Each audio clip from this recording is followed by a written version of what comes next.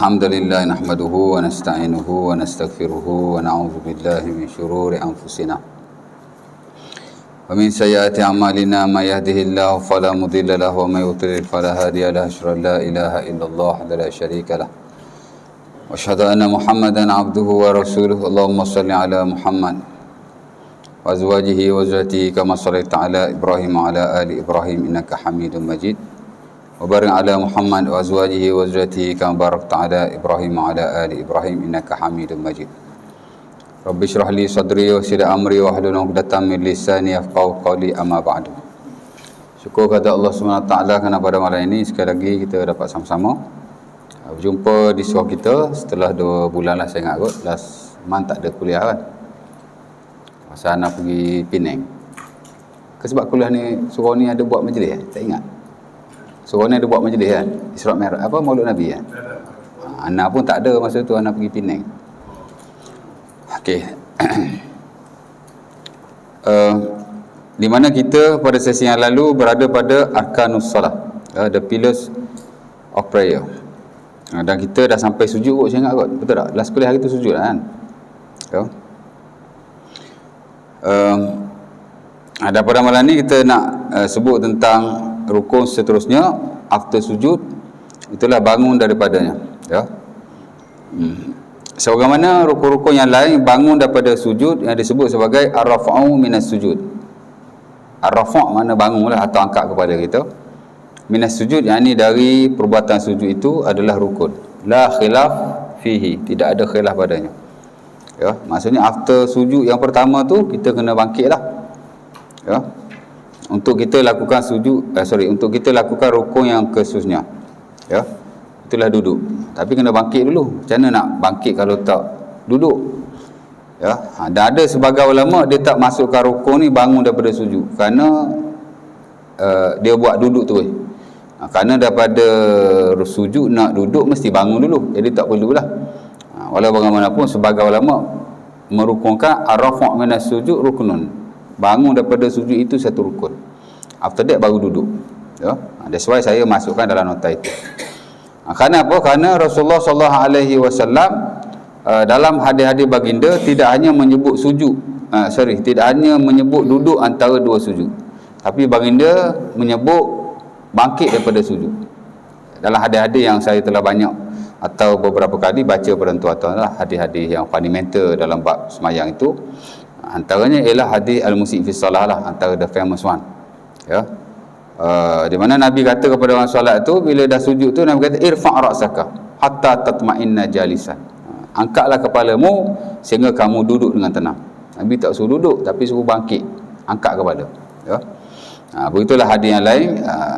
Saya dah baca hadis itu secara penuh. Tapi part hak bangun daripada sujud tu, umpama hadis Rifa'ah bin Rafi', very famous one juga dan Sunan Abi Daud, kata Nabi summa taqulu Allahu akbar summa rfa' ra'saka, ya, hatta tatma'inna jalisan. Lebih kuranglah hadis itu, cuma beza sikit. Nabi kata kamu kata Allahu akbar, kemudian kamu angkat kepalamu sehinggalah kamu duduk dengan tetap. Hatta tatma'inna jalisan, sehingga kamu duduk dengan tamakninah. Dan kalau kita lihat nanas yang lain semua sebut begitu. Jadi bangkit daripada sujud ada satu perbuatan yang mesti untuk kita duduk ataupun lakukan rukun yang khususnya, itulah duduk. Ya. Baik, saya ingat no issue bab tu. Kemudian duduk antara 2 sujud juga satu rukun yang disebut sebagai al-julus baina as-sajdatain. Al-julus maksud duduk, julus-julus ni maksud duduk lah. Dan setengah ulama nyebut kalimah qu'ud, kerana qu'ud dan julus ni sama saja, dua-dua makna duduk lah. Al-qu'ud ataupun al-julus baina as-sajdatain, duduk di antara 2 sujud. Mana after kita angkat kepala kita tu, kita kena duduk lah. Ya. No khilaf, tak ada khilaf. Kerana kita nak menghubungkan antara satu sujud kepada satu sujud. Pasal dalam setiap semayang, in every prayer, setiap rakaat lah, mesti ada 2 sujud.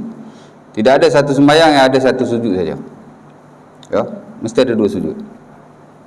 Jadi nak menghubungkan antara satu sujud pada satu sujud mesti duduk dululah. Ya. Sementara di sana ada bacaan yang akan kita baca, yang kita akan bincang dalam sunat-sunat sembahyang ataupun wajib sembahyang. nanti saya akan kongsi di situlah. Tapi ada duduk, al-julus baina as-sajdatain. Semua nas Nabi tidak ada riwayat yang kata Nabi tak duduk. Menghubungkan antara satu sujud pada satu sujud tak ada. Semua ada duduk. Ya, hatta tatma'inna jalisan, ya, sehingga kamu duduk dengan tamakninah. Macam itulah cerita dia, ya. Hatta ta'tadila qa'idan, sehingga kamu iktidal dalam duduk. Iktidal ni makna tetap sebenarnya, ya. Jadi duduk antara sujud dan ada tamakninah di situ, ya. Sebagaimana rukun-rukun yang lain ada tamakninah, ya. Walaupun tamakninah ni isu dia tak disepakati. Majoriti mewajibkan tamakninah, kerana Nabi dalam banyak hal sebut samalah, tatma'inna raki'an, tatma'inna jalisan, tatma'inna sajidan, ataupun ta'tadila qa'iman, ta'tadila jalisan. Nabi sentiasa sebut tamakninah atau i'tidal. I'tidal ni makna tetap, tamakninah ni makna diam sekejap, ya. Jadi sebab itu majoriti kata wajib lah, mana kita kena buat. Cuma segelintir lah, macam Abu Hanifah dia kata tak wajib, tamakninah ni hanya sunnah saja. That means kalau dia sekadar duduk, dia tak baca apa-apa, dia terus sujud. Dan begitulah dalam hal yang lain, rokok ke, i'tidal ke, sekadar melakukan perbuatan, dia kata it is enough, cukup. Dia tak kata wajib lah, ya. Mungkin dia ada alasan dia tersendiri. Tapi saya kira majoriti mewajibkannya, of course yang standard dalam mazhab Syafi'i. Dan saya kira practically orang Hanafi pun tak buat. Kita semayang di belakang Hanafi, tak tahu lah kot, saya tak pernah semayang di Pakistan belakang mereka. Tapi kalau Hanafi di sini, memang mereka pun tamakninah. Cuma saya perhati imam di tempat kami tu, dia tak duduk antara dua sujud dia. Saya tak dengar dia baca doa. Dia duduk saja sekejap, dia pop terus. Tapi orang lain-lain dia baca wirid macam biasa lah. Maksudnya dia tetap tamakninah, walaupun dia tidak mewajibkannya. Ya, saya pun tak pernah tanya. Imam Mujib tu kira daripada dulu rapat juga dengan saya kan. Tapi jarang-jarang sembang. Orang India betul tu, imported from India. Imam satu, imam dua, ya. Dia saya pandai cakap Melayu lah. Tapi saya pun malah nak tanya pasal tak penting mana pun. Tapi kalau sembahyang dia duduk antara sujud tu dia tak baca apa-apa. Dia duduk pap tu. Tapi hak lain tu dia baca. Saya tak tahu apa. Mungkin dia mazhab mana saya tak tahu. Tapi Hanafi lah kan. Ya.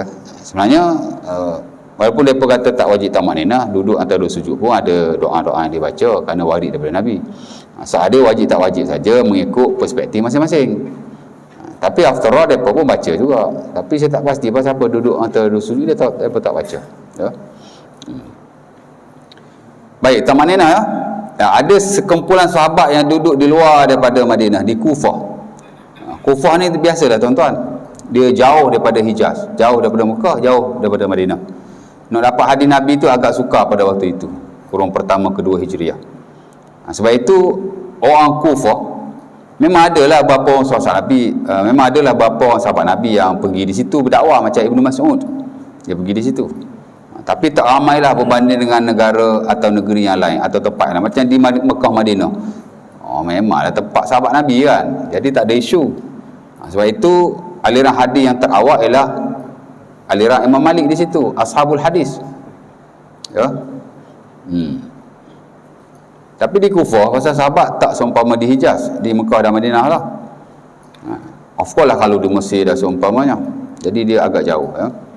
Jadi hadis bukan tak ada, tapi kadang-kadang depa sebab itu di sana dia banyak guna qiyas, dia banyak guna ni logik, rasional, ya. Sebab tu orang-orang Kufah disebut sebagai ashabu ar-ra'i.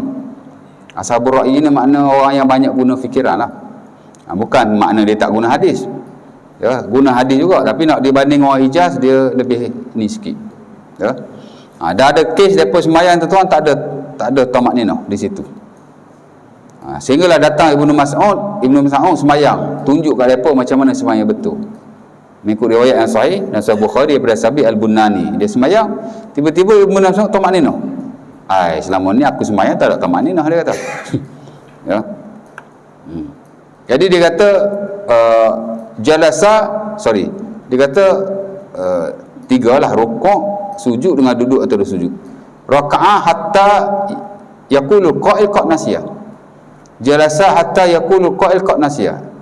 Sajadah hatta yaqulu qa'il qad nasiya. Bila Ibnu Mas'ud rukuk, Ibnu Mas'ud sujud, Ibnu Mas'ud duduk antara dua sujud. Ada di kalangan kami yang kata dia ni lupa kot pasal lama. Dia biasa tak lama kan. Ya. Oleh itu bukan kata semua Hanafi kata tak ada tumakninah, segelintir ada. Cuma tak tahulah kan, mungkin ada hujah-hujah tertentu depa masih menstandardkan tak perlu tumakninah. Tapi saya kira kalau Hanafi yang kontemporer mungkin ada yang pilih tumakninah kot. Ya. Dia ulama kontemporer ni dia lain macam sikit. Dia bukan terikat sangat dengan mazhab-mazhab ni, ya. Mungkin dia menjurus kepada mazhab aliran dia yang asal, tapi dalam banyak kes dia akan ambil yang selari dengan nah-nah yang lebih kuat lah. Macam Qardawi kan, Qardawi Syafi'i. Tapi kalau kita lihat fatwa dia, saya tak berani kata 50%, tapi kalau 30%, 40% saya kata out of Syafi'i. Muamalah of course lah, ibadah pun banyak yang dia tak selari Syafi'i, ya. Qardawi sentuh isteri atau wanita bukan mahram tak batal wudu. Kentut lah dah. Sentuh kemaluan tak batal wudu. Ya. Najis haiwan hanya haiwan yang tidak halal dimakan. Najis yang halal dimakan tak najis. Macam najis kambing ke, najis lembu ke, najis ayam ke.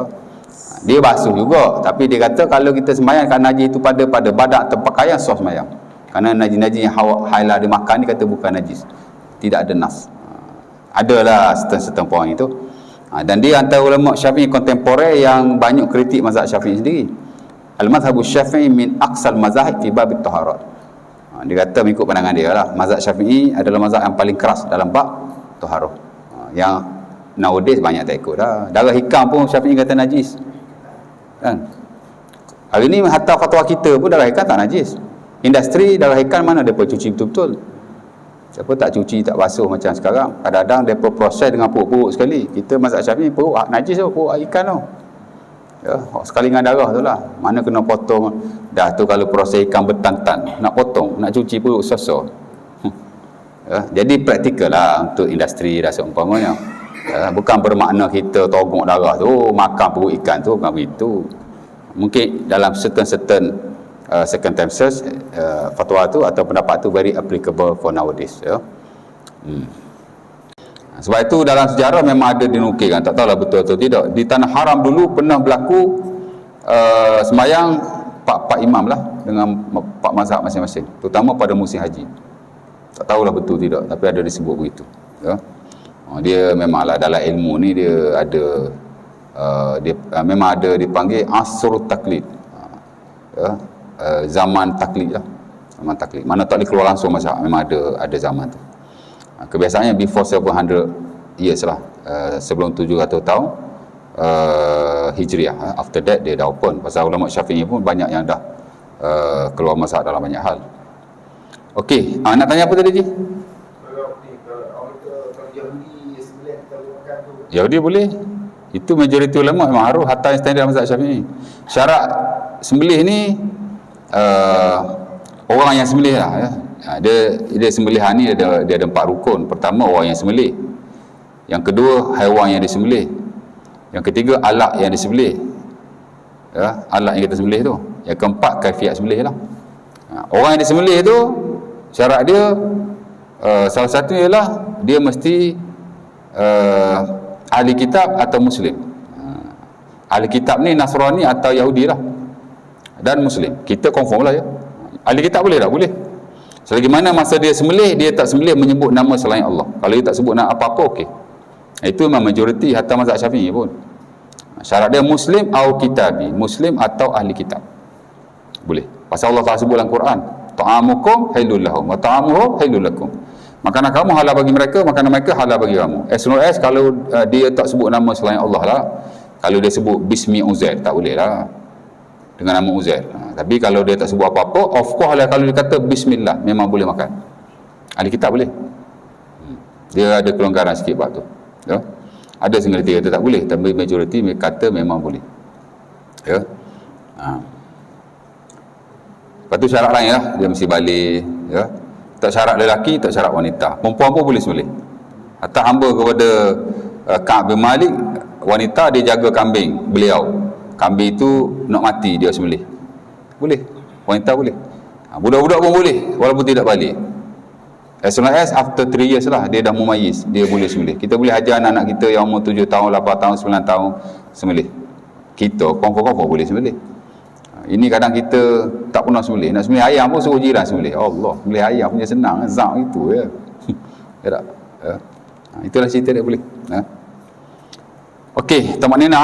Boleh habis rukun tak apa dah malam ni. Okey, tasyahud akhir ya. Tasyahud akhir juga tak ada khilaf sepakat para ulama ia adalah rukunun. Ya, ajma'u ala anna tasyahud al-akhir ruknun min arkanis salah.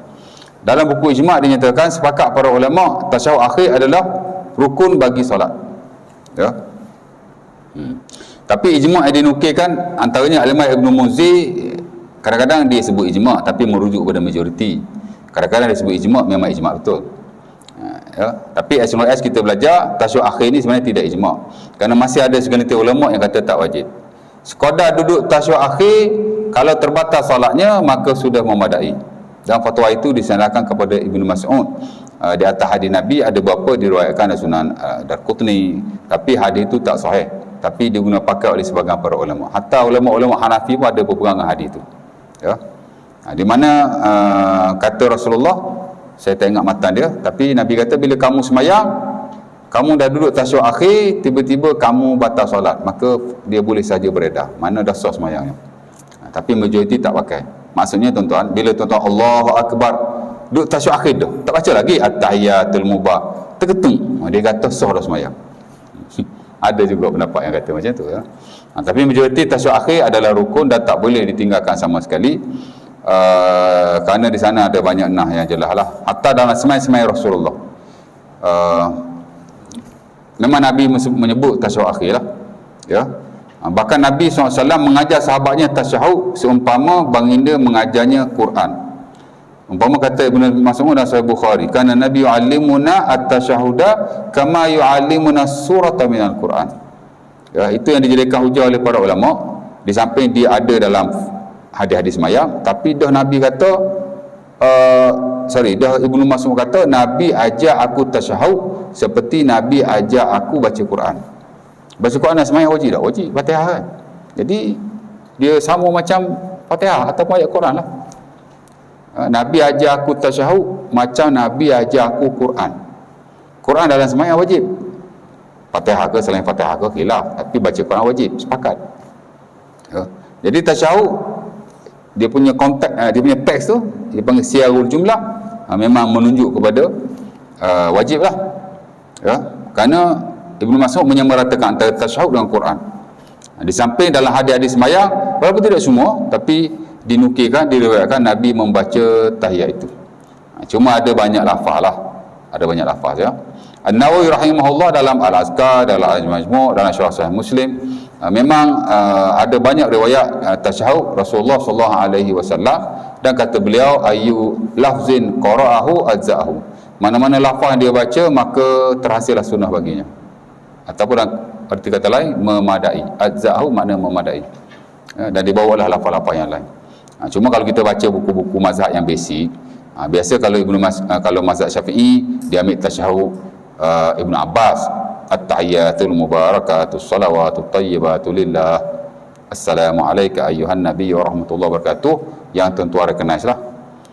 Kalau kita baca buku basic mazhab Hanafi, dia pakai tasyahud Umar,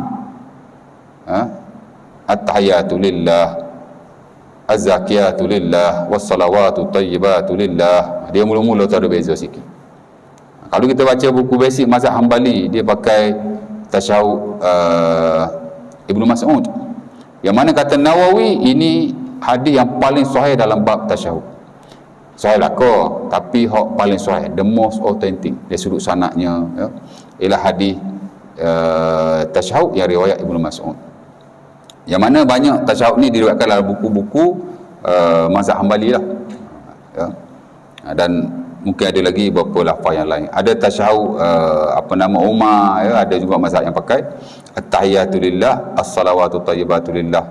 Kalau Ibnu Mas'ud dia beza sikit dengan Ibnu Umar, ada waw, at-tahiyatu lillah was-salawatu wat-thayyibatu lillah.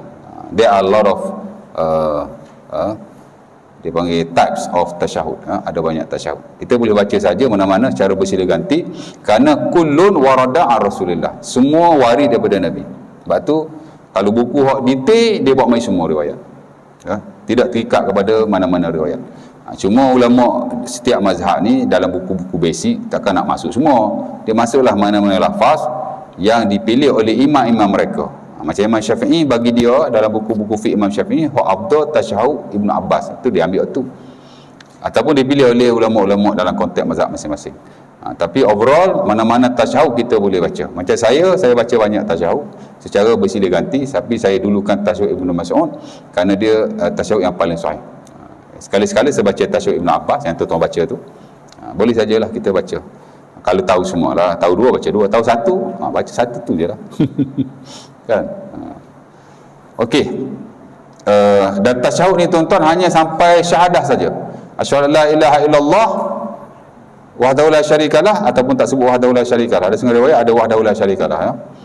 Wa asyhadu anna Muhammadan abduhu wa rasuluhu, ataupun wa asyhadu anna Muhammadar Rasulullah. That's it.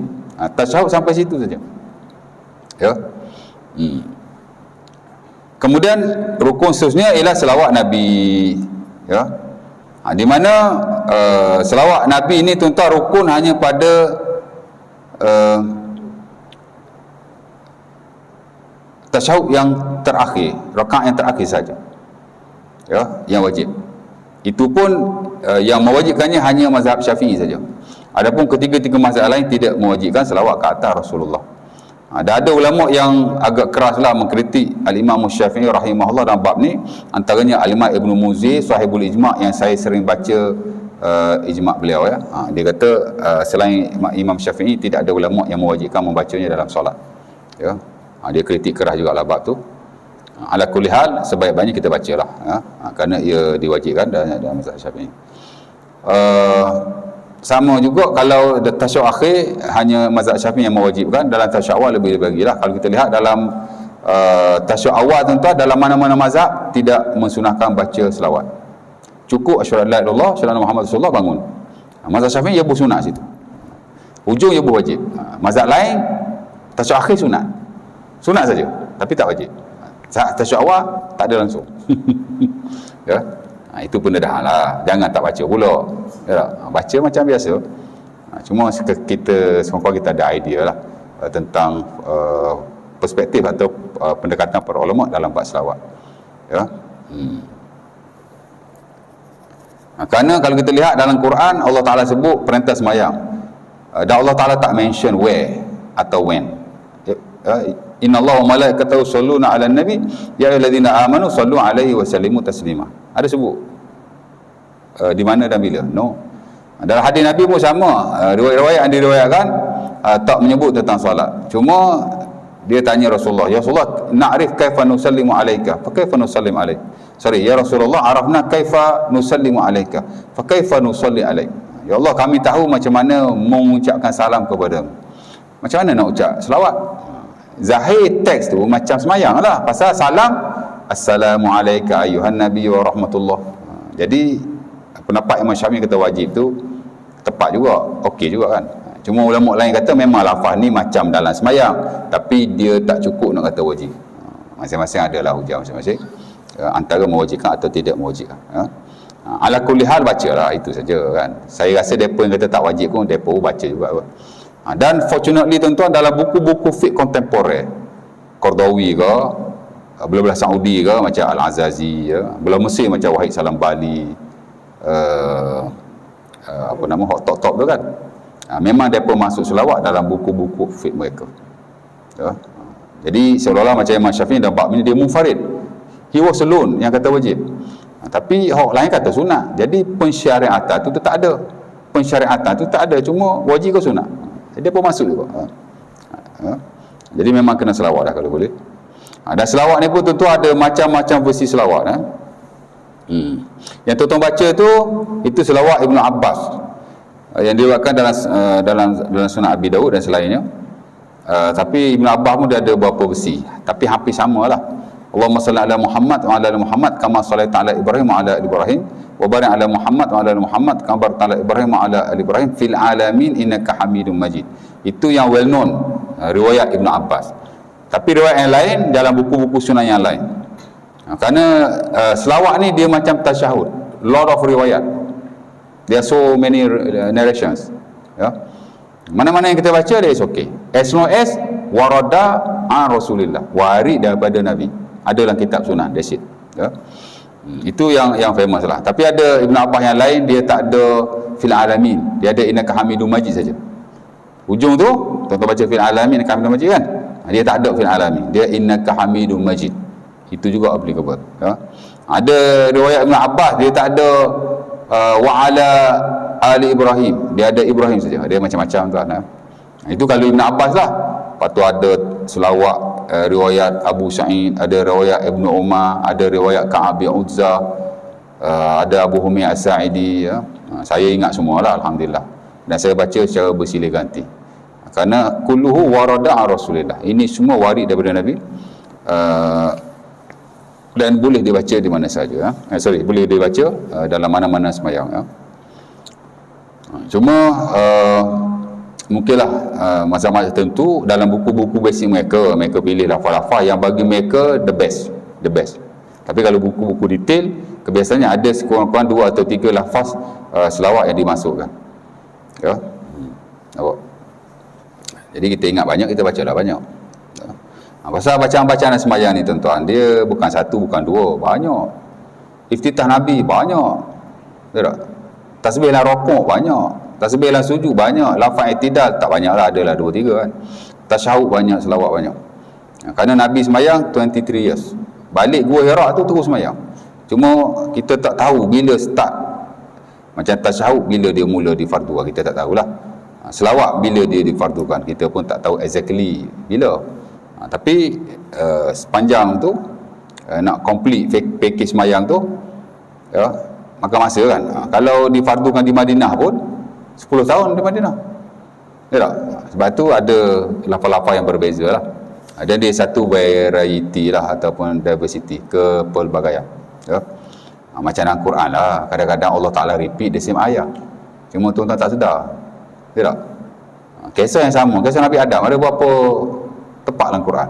Ada banyak, ada 4-5 tempat, tapi lafaz-lafaz yang berbeza, ya.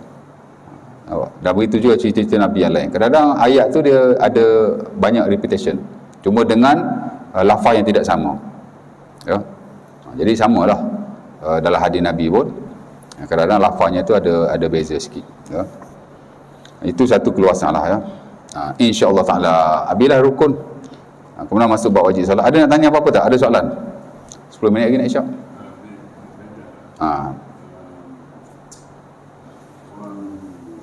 Bismillah. Kita bolehkah sembahyang di belakang orang Syiah? Orang Syiah di Mekah orang Syiah dia sembahyang di belakang kita, tapi dia kena ada pura-pura. Dia pura-pura. Jadi kita boleh tak sembahyang belakang dia? Dia sebenarnya dia bukan Syiah saja. Selain daripada ahli sunnah ni, majoriti membenarkan kita sembahyang belakang mereka. As long as kita tak nampak atau tak tahu mereka memang buat kufur yang jelas, ya, boleh aja kita sembahyang. Pasal kita tidak mengkafirkan ahli kiblat. Orang Syiah pun dia ada banyak Syiah.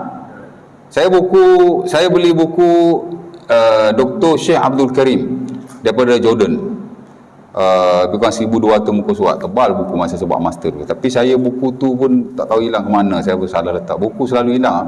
Ni buku saya kuliah pun kadang macam pagi tadi buku Syekh Tariq bin Soleh, tak tahu letak kat seorang mana. Tapi buku tu bagus lah, masa tu saya suka baca.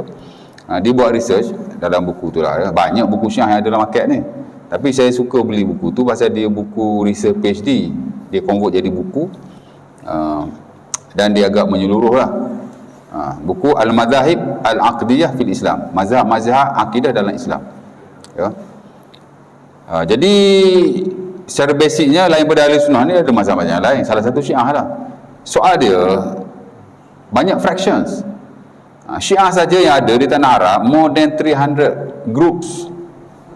Jadi macam mana tuan-tuan nak, dan kita tak tahu in detail pegangan mereka sebenarnya, ya.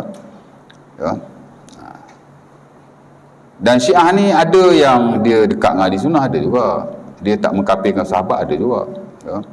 Yang kita baca buku Syiah daripada Yaman. Yaman dia Syiah Zaidiyah, most of them. Katanya kerajaan Yaman pun Syiah Zaidiyah. Syiah Zaidiyah ni tuan-tuan, kalau kita baca buku dia, kita tak tahu pun dia Syiah. Pasal dia baca buku, dia rujuk buku macam buku kita juga. Kalau buku fake kan dia rujuk Nawawi. Ni kat Baja Ulung ni, ada je buku Syiah kat situ dijual. Tapi tuan-tuan baca, tuan-tuan takkan tahu dia Syiah. Melainkan tuan-tuan baca background belakang tahu, oh Mufti Yaman. Kan? Tapi kebiasaannya lah, kita nak kenal Syiah ni senang aja. Dia selawat kita tahu dah. Allahumma salli ala Muhammad wa ala ali Muhammad. Allahumma salli ala Muhammad wa ala alihi al-athhar. Selawat dan salam kat atas Nabi Muhammad dan ahli keluarganya yang suci. Biasa kalau selawat begitu Syiah lah. Salah kau nak selawat begitu? Sebagai ulama kata tak salah, sebab Allah Ta'ala kata Allah Ta'ala mensucikan ahli baik tu dalam Quran tu kan, macam ayat tu. Tapi kita tak dapati ulama kita berselawat begitu. Selain dia tidak warid, macam ada unsur memaksumkan ahli keluarga Nabi. Biasa Syiah lah suka selawat macam tu. Biasa kalau kita buka buku, tengok introduction dia, kalau Allahumma salli ala Muhammad wa ala alihi al-athhar, tak ada sahabat. Biasa Syiah, biasalah. Selawat ke atas Nabi dan ahli keluarganya yang suci, athhar. Biasa Syiah dia mensucikan ahli baik ni, dan dia tak selawat pada sahabat Nabi. Tapi kalau kita baca isi dia, kalau dia tambah lagi sahabat dia mengkafirkan sahabat tu ahli juga Abu Bakar, Umar. Cuma kita nak faham, dia sebenarnya bukan Syiah saja, dia mana-mana grup pun dia ada ulat. Ulat ni ialah orang yang melampau, memang ada. Kita ada ulat Syiah, kita ada ulat selain Syiah. Termasuk ahli sunnah ada ulat tu, ahli sunnah juga. Kan? Ahli sunnah ada ulat dia juga. Pokok pelampau ni ada berlebih-lebihan lah. Ya. Tapi as long as kita tahu dia Muslim, kita tak perlu selidik dia Syiah ke apa. Kita ada orang semayang, kita ikut je belakang. Kan? Saya tak tahulah kat negara lain. Kalau di sini, saya ingat kalau dia Syiah sekalipun, walaupun dia ada batu Karbala, dia takkan letak batu kat depan semayang. Saya takkan nampak lah. Kan? Alah, kita nak cakap lebih-lebih pun kadang kat KL tuan-tuan, banyak orang Syiah je. Saya dulu lah cerita dulu, masa saya kerja Maxis masa tu, customer service bagian jawab telefon. Ya. Siang lah, malam. Saya kerja banyak siang malam. Siang tahu saya buat apa?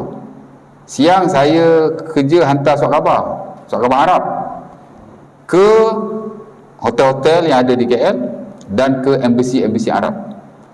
Jalan Ampang belakang tu, semua embassy kat belakang tu. Dan saya memang masuk ke situ, duduk sembang dengan dia punya pegawai-pegawai kat dalam apa semua. Dan di situ pun ada macam-macam embassy kan. Kita tahulah, orang Arab pun ada Syiah juga. Tapi kita tak tahu in detail lah macam mana. Kalau Syiah ni yang agak ni Syiah Isna Asyariyah lah, Syiah Iran tu lah, Syiah Imam 12. Di mana mereka memaksumkan imam yang 12 tu daripada Ali bin Abi Thalib sampai ke bawah, dan dia ni sahabat Nabi lah, sebagainya mengkafirkan. Macam tu lah cerita dia. Bab tu ya, kita ni sikit lah. Tapi kalau nak semayang, memang boleh semayang. Ataupun setahu saya, walaupun kita orang kata apa, walaupun dia melampau lah, tapi kita tak boleh kata dia kafir. Siapa berani kata Syiah kafir? Tak berani. Ya. Siapa-siapa yang kata orang tu kafir, kalau dia belum kafir atau tak kafir, kafir tu balik pada dia. Berani ya? Tak berani. Dan memang kaedah ahli sunnah pun, la nukaffiru ahlal qiblah. As long as dia kata la ilaha illallah Muhammadur Rasulullah, selebihnya serah pada Tuhan. Kita tak boleh kata dia kafir. Tak nak kata dia Muslim, terpulang, tapi jangan kata dia kafir. Maqala li akhihi ya kafir faqad ba'a bihi ahaduhuma. Hadis Muslim daripada Buraidah. Siapa-siapa yang kata kepada saudara dia wahai si kafir, akan balik kepada dirinya sendiri. Dan An-Nawawi dalam Az-Zakah tuan-tuan, dia bukan hanya kata kepada orang Islam, orang kafir pun kita tak boleh panggil dia kafir dengan nak mencemooh atau mencelanya. Takut suatu hari nanti dia akan masuk Islam. Kafir ni memang dia orang kafir, tapi tak bermaksud kita boleh panggil wahai kafir, tak boleh. Ya. Setengah-setengah tak boleh juga. Dan ulama kita memang melarang, kerana memang dia kafir, tapi nak panggil dia begitu, dia ada nama kan, panggil nama dia lah. Ya. Sementara kita yang hidup bersama-sama, mana boleh kita semena-mena. Nak cerita bab kekufuran, dah okey. Tapi nak panggil kafir in spesifik, saya kira majoriti ulama melarang. Dia panggil takfir muayyan ataupun takfir muayyin. Takfir secara spesifik tak boleh. Mengkafirkan perbuatan boleh. Buat begini kafir, buat begini kafir, buat begini kafir. Itu dia panggil takfir perbuatan. Itu ulama kita buat belaka, kita pun perlu buat dalam setengah hal. Yang tak boleh mengkafirkan individu secara spesifik. Itu panggil takfir muayyan atau muayyin. Spesifik takfir tak boleh. Kepada siapa sahaja. Hatta kalau kita belajar in detail, orang kafir pun kita tak boleh in spesifik macam tu, nak panggil dia sampai boleh. Jadi okey je bagi saya, tak ada masalah sama sekali. Kalau dia tak sah tu dia dengan Tuhan, kita belakang sah. Ya je. Ya. Ini berkenaan dengan solat Jumaat. Solat Jumaat. Okey, solat Jumaat. Masa khatib sama baca Okey. masuk. Ustaz kata jangan sembahyang. Okey. Wajib dengar khutbah. Tapi ada ustaz kata wajib kaji masjid. Masa tu ustaz. Okey, sebenarnya bila kita sampai lewat, imam dah bagi khutbah kan. Kalau sebelum imam bagi khutbah tak ada isu lah, kita boleh saja semayang. Bila imam dah bagi khutbah, imam dah ada atas member, kita boleh semayang lagi. Dia bila imam start berkata-kata, iaitu yang ada isu tu. Bila kita masuk, adakah kita nak semayang tahiyatul masjid dulu atau kita nak duduk dengan khutbah? Saya kira ulama khilaf dalam isu ni, tapi majoriti menggalakkan kita semayang dulu tahiyatul masjid. Ya. Dan itu yang standard dalam mazhab Syafi'i. Dalam matan mazhab Syafi'i macam matan Abi Syuja', antara matan yang paling famous lah, kita belajar atas di peringkat sekolah agama lagi, kita dah baca. Saya dulu matan tu saya hafal. Ya. The best matan lah bagi saya. Dia jelas sebut, itu matan induk mazhab Syafi'i tu. Idza dakhalal masjida wal imamu yakhutubu shalla rak'ataini wal yukhaffif fihima. Bila dia masuk masjid dalam keadaan imam telah bagi khutbah, maka hendaklah dia sembahyang 2 rakaat dan dia sembahyang dengan ringkas. Itu standard mazhab Syafi'i. Dan sikit majoriti ulama lain pun memang menggalakkan. Adalah segelintir yang kata sunat ataupun mesti duduk. Bukan sunat, wajib duduk. Ada segelintir dia kata kena duduk, wajib duduk. Dan itu yang standard dalam mazhab Maliki. Ada juga ustaz-ustaz kita, hatta saya pernah dengar ceramah arwah Tok Uni Aziz, dia suruh duduk. Kerana katanya mendengar khutbah itu wajib, sembahyang tahiyatul masjid itu sunnah, katanya begitu. Ya. Tapi sebab ada contoh daripada Nabi, ada hadis yang diriwayatkan oleh Bukhari daripada Sulaik, dia masuk, dia terus duduk. Nabi pun tanya dia, ya Sulaik, araka'ta rak'atain? Qala la. Faqala Nabi, qum warka' rak'atain. Nabi kata, wahai Sulaik, adakah kamu dah solat? Dia kata belum. Maka Nabi kata, bangun dan solatlah 2 rakaat. Sebab tu majoriti kata sunat sembahyang dulu. Tapi kena duduk dulu pun okey. Isu dia hak mana lebih afdal. Afdal dia sembahyang dulu, after that baru kita duduk mendengar khutbah. Itu yang paling afdal di sisi majoriti. Tapi kalau nak duduk pun tak ada hal. Nak sembahyang ke nak duduk, isu dia hak mana afdal lah. Saya kira tak ada masalah dari sudut haram ke tak haram kan. Ya. Jadi boleh sembahyang dulu. Atas saya pun kalau sampai lawat memang saya akan sembahyang dulu. Kemudian saya akan duduk. Ya. Nak duduk dulu pun boleh juga. Ada juga saya duduk dulu. Tapi bila kita lambat lah. Boleh saja, boleh saja. Ya. Ada soalan lagi? Tak ada isyak dah. Kita boleh stop lah. Berapa minit dah? 40 minit. Tak ada? Jadi kalau tak ada, insya-Allah Taala next nanti kita masuk tajuk yang baru. Itulah wajibus solat, wajib solat. Sebenarnya istilah ni tuan-tuan, dia tak adalah mazhab Syafi'i ya. Mazhab Syafi'i rukun solat dan wajib solat sama saja. Ini saya ambil istilah yang digunakan pakai oleh ulama kontemporer macam Abdul Wahid Salam Bali di Mesir, dia pakai wajibus solat, wajib solat. Dan ini sebenarnya istilah yang ma'ruf dalam mazhab Hambali, tapi tak semua Hambali pakai. Tapi saya suka pendekatan itu, jadi saya asingkan antara rukun dan wajib. Sebenarnya wajib solat ni dia lebih kepada sunat ab'ad lah. Ini hanya perkilasan ulama-ulama dalam bab semayang ya. Wajib semayang ni maksudnya hak sunat-sunat ab'ad tu lah ya. Kita mazhab Syafi'i ada sunat ab'ad, ada sunat hayat. Sunat ab'ad tu di sisi sebagian ulama lain ialah wajib semayang. Cuma bezanya kita sunat ab'ad ke, cuma bezanya kita wajib semayang ni dia sunat hayat, tapi sunat hayat yang amat-amat digalakkan. Dia ada beza, bukan sunat ab'ad. Dia macam campur di antara sunat ab'ad dengan sunat hayat yang digalakkan. Mazhab Syafi'i ini hanya ada dua, sunat ab'ad, sunat hayat. Sebagian ulama ab'ad dan sebagian hayat yang tak miss dalam hadis-hadis Nabi bab sembahyang, dia masukkan dalam wajib. Dan dia kata kalau kita tinggal sunah-sunah ni, kita kena sujud sahwi. Kerana apa? Kerana keseluruhan atau sebahagian besar riwayat Nabi sembahyang, Nabi baca. Jadi kata tak boleh kita tinggal. Kalau tinggal, sah sembahyang, tapi kena sujud sahwi. Kita tak buat lah, mazhab Syafi'i tak ada benda ni. Tapi saya ambil pendekatan tu untuk beri penekanan supaya benda ni kita jangan tinggal lah. Itu saja, ya. Boleh. Jadi setakat tu lah. Aku Al-Quraza, Assalamualaikum warahmatullahi wabarakatuh. Kita tangguhkan majlis kita dengan membaca tasbih kafarah. Subhanakallah wa bihamdika, asyhadu an la ilaha illa anta